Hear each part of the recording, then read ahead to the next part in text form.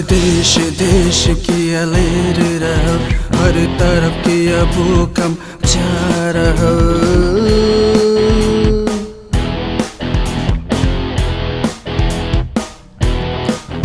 हर देश देश किया लहर रहल, हर तरफ किया भूकंप जा रहल।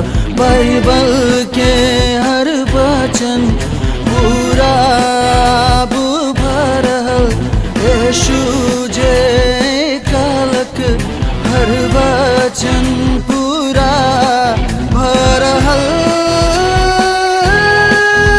अब आँख खोल और जानो समय के चाल के हो, ओ अंत से बच सकत जे मसीह पर विश्वास करे। अब आँख खोल और जानो समय के चाल के हो, ओ अंत से बच सकत जे मसीह पर विश्वास करे।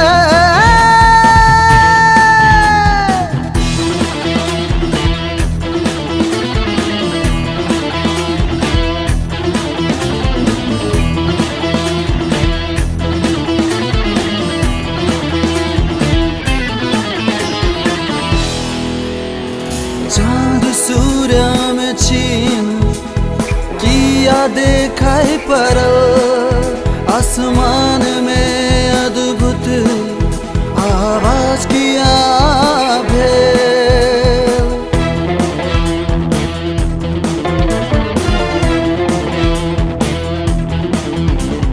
चाँद सूर्य में छीन किया देखाई पड़ल, आसमान में अद्भुत आवाज किया भेल। हर वचन आज पूरा भरल, यीशु के आगमन के चिन्ह सब। हर वचन आज पूरा भरल, यीशु के आगमन के चिन्ह सब। ईमान लाओ और बाँचो, समय तय अछि।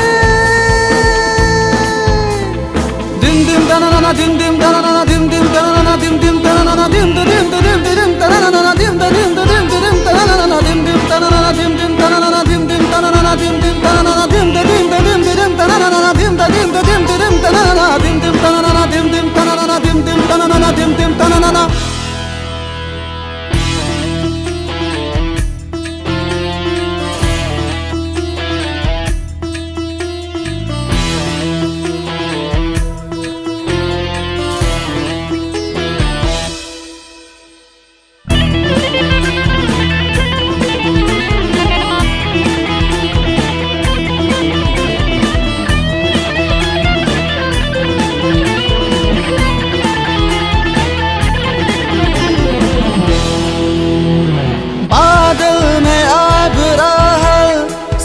स्वर्गदूतक साथ न्याय ओ करत पूरा संसार के आप।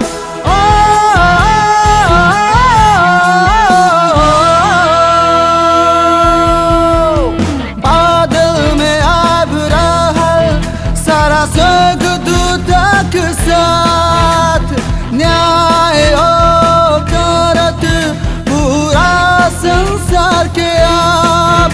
पश्चाताप करे वाला के जीवन, विश्वास करे वाला के जीवन। पश्चाताप करे वाला के जीवन, विश्वास करे वाला के जीवन। अब वो है बस बाँचो तथा जे मसीह पर विश्वास करत। अब आँख खोलो और जानो समय के चाल के हो, ओ अंत से बच सकत जे मसीह पर विश्वास करे। अब आँख खोलो और जानो समय के चाल के हो, ओ अंत से बच सकत जे मसीह पर विश्वास करे।